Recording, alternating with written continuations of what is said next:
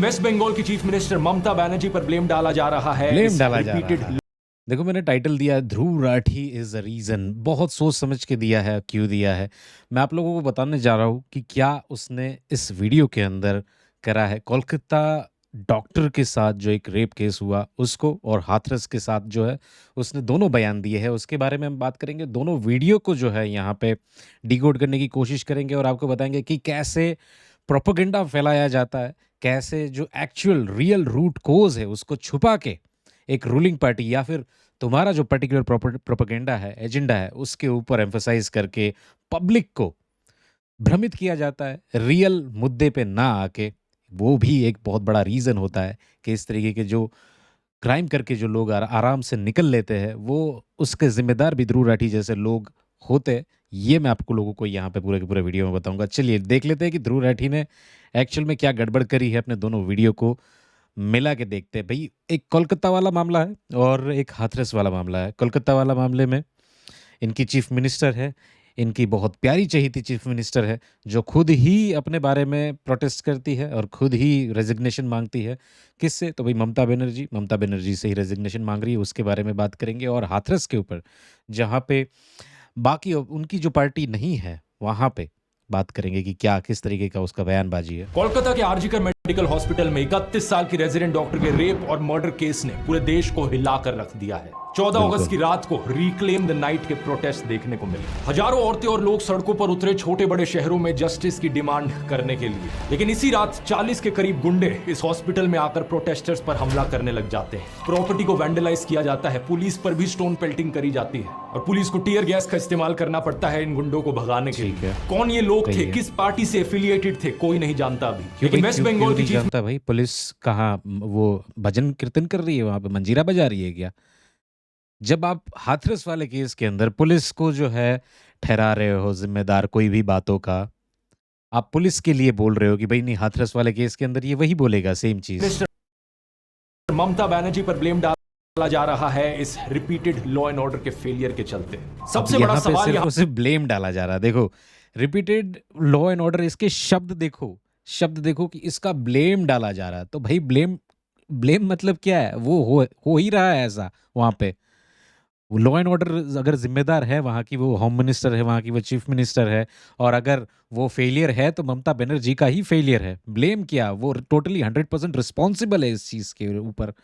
But ये theory तो आप हाथरस वाले केस में बोलोगे, क्योंकि वहाँ पे आपकी प्रोपेगेंडा जो है वो अलग तरीके से चलेगा। चलिए, रहा है देश भर में औरतें आखिर सुरक्षित क्यों नहीं है। इस आउटरीच के बीच एक और ऐसी रेप और मर्डर की खबर आती है उत्तराखंड से, जहां पर एक नर्स अपने घर लौट रही थी हॉस्पिटल से, उसकी हत्या कर दी गई। मुझे दुख इस बात का है कि आउटरीच सिर्फ हफ्ते 2 हफ्ते चलती है और फिर खत्म हो जाती है। औरतों के खिलाफ इस बात कि आउटरीच हफ्ते 2 हफ्ते चलती है, बट उत्तराखंड से अब ये अपना जो है नैरेटिव चेंज करेगा कि कैसे पूरे का पूरा जो ब्लेम है, एक ब्लेम शिफ्ट की एक थ्योरी होती है कि पूरा का पूरा ब्लेम जो है, पूरा का पूरा ये आउटरीच हो रही है जहाँ से उठी है, उसको कैसे अपने एजेंडा की तरफ फिट किया जाए, वो आपको देखने के लिए मिलेगा यहाँ पे। वायलेंस के पीछे की रूट कॉज को कोई एड्रेस ही नहीं करता। इस प्रॉब्लम को अगर हमें सॉल्व करना है तो 3 कारण है जिनकी सेंट्रल गवर्नमेंट है इनके हिसाब से, क्योंकि ये स्टेट में उनकी भले ही वेस्ट बंगाल में हुआ, बट रूट कॉज ये हमें करते रहनी पड़ेगी। पहला, समाज का पेट्रियार्कल माइंडसेट। इंटरनेट पर चीप कंटेंट जो औरतों को ऑब्जेक्टिफाई करता है, रेप को ट्रिवियलाइज करता है, सेक्सुअल हैरेसमेंट को कैजुअली लेता है। एनिमल और कबीर सिंह जैसी फिल्में, माँ बहन की गालियों को नॉर्मलाइज किया जाना, ये सारी ऐसी चीजें हैं जिससे माइंडसेट प्रोपोगेट होता है और औरतों के खिलाफ वायलेंस इनकरेज होता है। दूसरा, विक्टिम ब्लेमिंग। समाज में रेप के लिए हमेशा औरतों को ही जिम्मेदार ठहराया जाता है। लोग अजीबोगरीब बहाने मारते हैं कि औरत का रेप तो इसलिए हुआ क्योंकि वो बाहर गई थी, छोटी स्कर्ट्स पहने थी, औरतों को बाहर नहीं निकलना चाहिए, स्ट्रेंजर्स के साथ बात नहीं करनी चाहिए, सारा ब्लेम औरत पर ही डाल दो। इससे रेपिस्ट को लगता है कि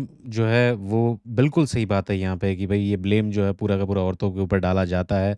ये नहीं सिखाया जाता कि भाई आपको भी कहीं ना कहीं जो है जिस तरीके की आप कमेंट करते हो, नॉर्मलाइज करते हो, ये सब कुछ चीज़ें नहीं होनी चाहिए। तो कोई गलती ही नहीं थी। तीसरा, रेपिस्ट को पॉलिटिकल सपोर्ट मिलना। लोग बात तो करते हैं ऐसे इंसिडेंट्स के बाद कि क्या ममता बनर्जी की पार्टी जो गुंज अंदर घुस गए थे टीएमसी के, क्या उनको पॉलिटिकल सपोर्ट नहीं मिल रहा? क्या गवर्नमेंट जो है, रूलिंग गवर्नमेंट, वो पुलिस किसके दायरे में काम करती है, किसके ऑर्डर्स को फॉलो करती है? तो हाथरस में जो है पुलिस सिर्फ और सिर्फ गवर्नमेंट के ऑर्डर फॉलो कर रही है, तो क्या कोलकाता में पुलिस जो है वो गवर्नमेंट के ऑर्डर फॉलो नहीं कर रही है क्या? वहाँ पे बेचारी बन जाती है पुलिस, वहाँ पे गवर्नमेंट बेचारी बन जाती है। इसको फांसी चढ़ा देना चाहिए। लेकिन असलियत में कॉन्विक्टेड रेपिस्ट के साथ क्या होता है ये देख लो। Convicted rapist Gurmeet Ram Rahim Singh Haryana elections भाई की वजह यहाँ से पे इसे आप बोल रहे हो गुरमीत राम रहीम सिंह बहुत बढ़िया है, बट कन्विक्टेड रेप जो था, जिसने किया था निर्भया वाला, उसको तो आपके पौ पौ जो है, जो अंदर जेल में बैठे हैं, वो तो सिलाई की मशीन दे रहे थे, ऐसा कुछ बातें आ रही थी भाई। हाँ, तो वो मशीन देने वाला भी कहीं ना कहीं गलत है ना। जेल से बाहर का रास्ता दिखाया जाता है। 20 साल की सजा में से इसने 235 दिन तो जेल के बाहर ही बिताए हैं। बिल्किस बानो के बलात्कारियों को मालाएं चढ़ाई जाती हैं, उन्हें संस्कारी बुलाया जाता है। ब्रिजभूषण जैसे नेताओं को ओपनली सपोर्ट किया जाता है और कोई अगर पॉलिटिशियन रेपिस्ट बन गया तो उसके फेवर में रैलियां निकाली जाती हैं। अगर देश को सही में औरतों के लिए सुरक्षित बनाना है तो इन तीन चीजों पर काम पूरा करना पॉलिटिसाइज कर देना, रेप को पूरा सब पॉलिटिसाइज। अब जानते हैं हाथरस कि वाला देख लो। पुलिस इंडिपेंडेंटली ऐसे एक्शन नहीं लेती। पुलिस अगर इंडिपेंडेंट होती तो खुद से ऐसी हरकतें नहीं करती। ऑर्डर्स जो आते हैं वो हमेशा ऊपर से आते हैं, पॉलिटिकल ऑर्डर्स आते हैं। क्योंकि सोचकर देखिए पुलिस का क्या है, पुलिस क्यों यहाँ पुलिस पर का क्या है, पुलिस तो वही करेगी, ऑर्डर ऊपर से आता है। बट मतलब यूपी के अंदर कुछ होता है तो ऑर्डर जो है, मतलब बीजेपी स्टेट में कहीं पे कुछ भी होता है तो ऑर्डर ऊपर से आते हैं। बट इनके इनके बेचारे स्टेटों में, जहाँ पे इनकी गवर्नमेंट या फिर इनके एजेंडा वाली गवर्नमेंट जो चल रही है, वहाँ पे कुछ भी आता है तो ऊपर से ऑर्डर नहीं आते, इनके पॉकेट से ऑर्डर आते हैं। को बचाना चाहेगी, मर्डरर्स को बचाना चाहेगी। लेकिन एक पॉलिटिशियन ये करना चाहेगा कास्ट रीजंस की वजह से। ये अक्यूज किया जाता है कुछ लोगों के द्वारा कि यहां पर जो रेपिस्ट हैं वो ठाकुर कास्ट के हैं, जिस कास्ट के योगी देखो आदित्य ये कास्ट सिस्टम इनका चल गया यहाँ पे। मतलब कितना घिनौना ये चीज है कि एक्चुअल रूट कोज को एड्रेस किए बिना ही कास्ट, क्रीड, पॉलिटिकल पार्टी, इसका बीजेपी का, टीएमसी का, कांग्रेस का, भाई यार डूब मरो, डूब मरो। सच बता रहा हूँ मैं। आप जो जिस तरीके से इस मुद्दे को लेके जाते हो ना, और जिस तरीके से आप पोलराइजेशन करते हो विक्टिम के अंदर, कि भाई ये विक्टिम है, वो विक्टिम है, कौन सी जाति का था, कौन सी कास्ट का था, किस कास्ट ने किया, ये इस तरीके के लोग ही जो है इन सब चीज़ों का पोलराइजेशन करते हैं। और एक्चुअल में जिसको सज़ा मिलनी होती है वो ऐसे फ्री निकल लेता है साइड से। खुद हैं, इसलिए उन्हें बचाने की यहां पर पूरी कोशिश करी जा रही है, ऐसा कुछ लोग कहते हैं। दूसरा, कई लोग कहते हैं कुछ कि लोग कहते मीडिया हैं, मैनेजमेंट के लिए किया जा रहा है ताकि ये नहीं उत्तर कह रहा। प्रदेश के चीफ मिनिस्टर की इमेज मेंटेन रहे कि वो अच्छा काम करते हैं, वो तो हमेशा यहाँ लॉ पे एंड मीडिया मैनेजमेंट के लिए ममता बनर्जी खुद ही, मतलब इतनी बड़ी बेवकूफ मूव जो है, मैं आज तक नहीं समझा कि खुद ही प्राइम मिनिस्टर, खुद ही चीफ मिनिस्टर, खुद ही वहाँ की होम मिनिस्टर, और खुद ही प्रोटेस्ट कर रही है।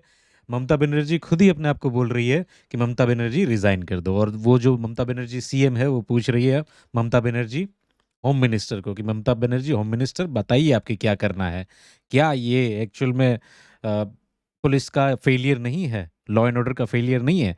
तो पब्लिक को जिस तरीके से पॉलिटिकल पार्टी भी बना रही है, ये उनके गुर्गे भी उसी तरीके से लोगों को बेवकूफ़ बनाते हैं। का ध्यान रखते हैं। इसी रीजन से जो निचले लेवल के लोग हैं उन्हें तो फायर कर दिया जाएगा, सस्पेंड कर दिया जाएगा। इनफैक्ट वो सारे एक्शन लिए जाएंगे जो नेसेसरी है यहां पर सीएम की इमेज को मेंटेन करने के लिए। ऐसे केस में इन सिचुएशन से डील करने के लिए एक सॉल्यूशन बड़ा क्लियरली हमें दिखता है, और वो सॉल्यूशन है पॉलिटिकल सिस्टम को पुलिस से अलग करना, पुलिस को और ये इंडिपेंडेंट राय बनाना। कोलकाता जो में नहीं किया जा आएगी। सकता है पुलिस रिफॉर्म्स के द्वारा, जो कि मैंने इस वीडियो में एक्सप्लेन किया है। तो सॉल्यूशंस को और डिटेल में जानना चाहते हैं आप इन चीजों को अवॉइड करने के लिए, तो वो इस वीडियो में मौजूद अच्छा। है। आई बटन पे क्लिक करके आप देख सकते हैं। क्योंकि लॉज बनाने से कुछ नहीं बताता हूँ होगा, आई जब तक बटन उन्हें में मैं। इंप्लीमेंट नहीं किया जाएगा सही तरीके से, तब तक देश नहीं सुधरेगा। ऐसे केसेस होने बंद नहीं होंगे। और इंप्लीमेंटेशन के लिए इम्प्लीमेंटेशन कहाँ से होगा भाई? आपकी ममता बनर्जी है वहाँ पे।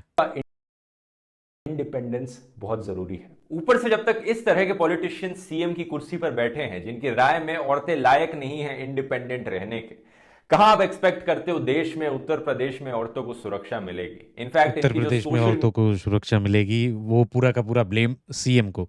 बट जब कलकत्ता में होता है तो सीएम जो है वो उनके ऊपर ब्लेम डाला जा रहा है। एक प्रोटेस्ट में, जो प्रोटेस्ट में लड़की गई है, उस लड़की के साथ भी जो है रेप या फिर कुछ दुष्कर्म हुआ है, उसकी न्यूज़ें आ रही है कि कितनी बातों में सच्चाई है वो पता नहीं। बट जब प्रोटेस्ट हो रही है, उस प्रोटेस्ट को रोकने के लिए उस पे भी कहीं ना कहीं कुछ हो जा रहा है गड़बड़, वहां पे भी इन लोगों का मुंह नहीं खुलता। मीडिया ट्रोल आर्मी है। अब उन्होंने एक कैंपेन चलाई है इंडिया टुडे की रिपोर्टर तनुश्री पांडे को डिफेम करने के लिए, क्योंकि ये वो एक्चुअल में media troll army troll army से भी ज़्यादा डेंजरस आर्मी ये है जो आपके ब्रेन के साथ खेलते हैं, जो आपको मैनिपुलेट करते हैं अपने प्रोपेगेंडा के लिए, पॉलिटिसाइज करते हैं, पूरा का पूरा पॉलिटिकल एजेंडा खोल के बैठा है ये बंदा। उस वक्त ग्राउंड पर मौजूद थी और बहुत करेजियसली उन्होंने इनको एक्सपोज किया था, ग्राउंड रियलिटी हम तक लाई थी।